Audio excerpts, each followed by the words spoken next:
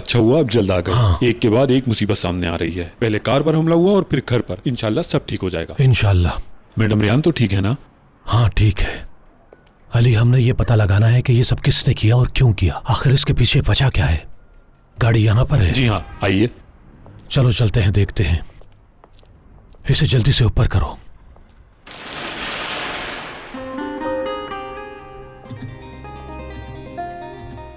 ओहो,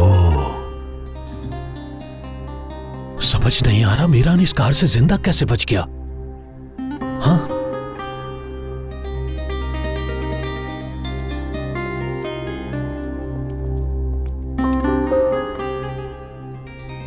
ये वाकई बुलेट के निशान है ना? जी हाँ, आपने सही पहचाना।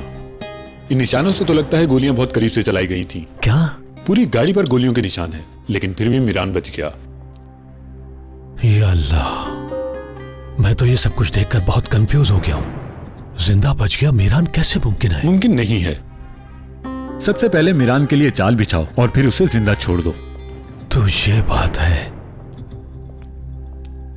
या अल्लाह, इतने करीब से फायर करने वाले ने यह नहीं देखा कि मीरान कहां छुप गया था। हाँ, फ्रंट मिरर भी टूट गया है, लेकिन फ्रंट सीट पर गोली का कोई निशान नहीं। लेकिन इस तरफ है। जी हाँ, सिर्फ उधर है। लेकिन ये साइड मिरर कैसे टूटा होगा? लगता है यहां से भी फायर किया होगा। जी हाँ, बिल्कुल। गोली फ्रंट मिरर से सेंटर हुई है और ड्राइविंग सीट के साथ वाले डोर से बाहर निकल गई। यहाँ पर तो कोई निशान नहीं है। जल्दी आओ, इधर आकर देखो। इसका तो मतलब यह है कि गाड़ी की बैक साइड पर कोई नहीं था। सही कहा आपने। अगर उन्होंने मारना ही होता तो डायरेक्ट पेट्रोल टैंक पर फायर करते और गाड़ी को आग लग जाती। मुझे तो कुछ भी समझ में नहीं आ रहा। आखिर ये हो क्या रहा है? फायरिंग करने वाले किस जगह पे थे? जैसा मैं सोच रहा हूं, कहीं आप भी तो वैसा नहीं सोच रहे। हाँ बिल्कुल, लेकिन मुझे एक बात समझ नहीं आ रही। अगर गाड़ी पर फायरिंग डराने के लिए की गई है तो फिर घर पर अटैक क्यों किया गया? आखिर कौन लोग हैं? ये क्यों कर रहे हैं ऐसा? आखिर क्या बात है? मुमकिन है डराने के लिए अटैक किया गया हो, या फिर मैसेज देने के लिए। तुम रहोगे या फिर हम। नहीं नहीं, पूरा शहर ये बात जानता है कि हमारी दुश्मनी सिर्फ और सिर्फ असलान बे खानदान के साथ है। और जिसने भी ये सब किया है वो ये बात जानता है कि इसका इल्जाम सिर्फ हमारे ऊपर आएगा।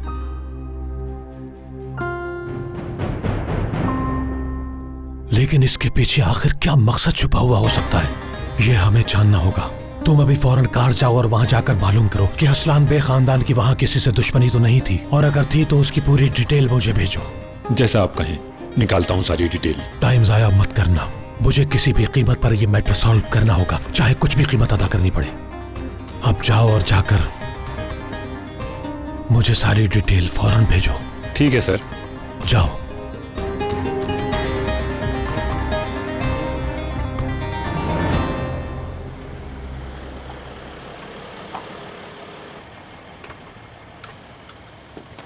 एक मिनट।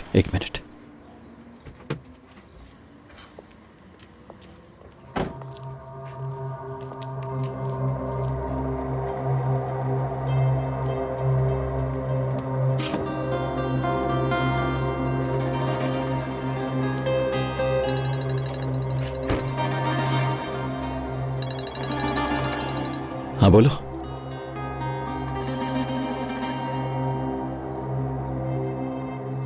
ठीक है, तुम कुछ मत करना, मैं फौरन आता हूं।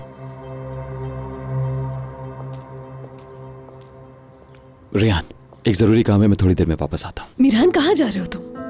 बिजनेस से रिलेटेड एक छोटा सा काम है, बस करके फौरन वापस आता हूं तुम्हारे पास। मीरान,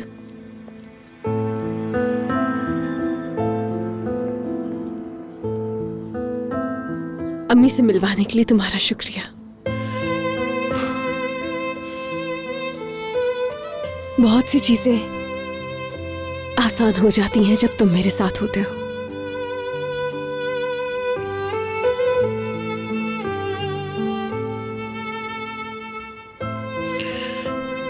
ठीक है, अब तुम जाओ। ख्याल रखना अपना।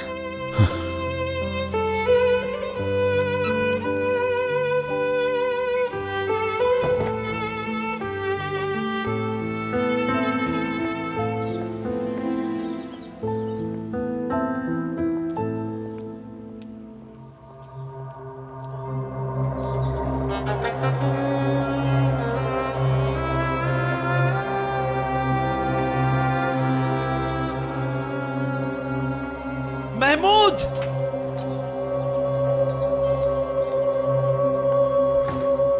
जी कहिए बेगम साहिबा। सारे गार्ड्स को इकट्ठा करके लेकर आओ। ठीक है, कर लेता हूँ।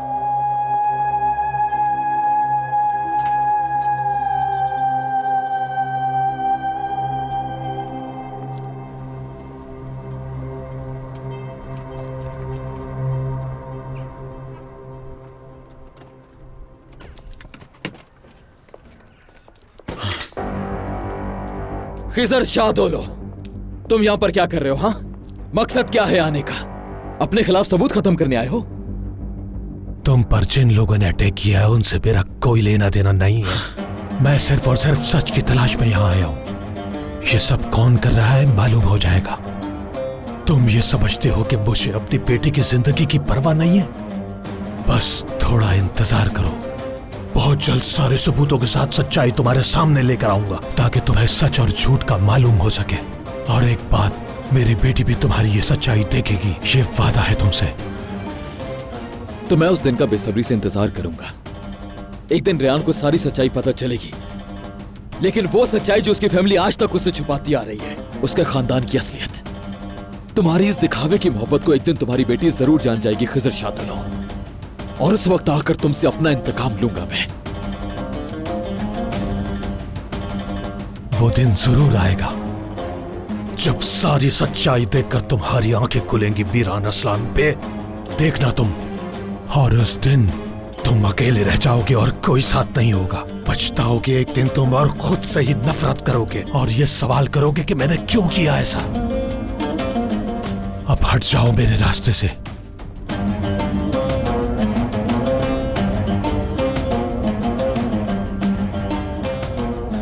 ये बात कभी मत भूलना खिजर शाहदोलो। जो कुछ तुमने मुझसे छीना है वो वापस तो नहीं आ सकता, लेकिन आज के बाद असलान बे खानदान से तुम कुछ नहीं छीन सकोगे, एक बाल भी नहीं कर पाओगे, और रेयान को कभी मुझसे जुदा नहीं कर पाओगे।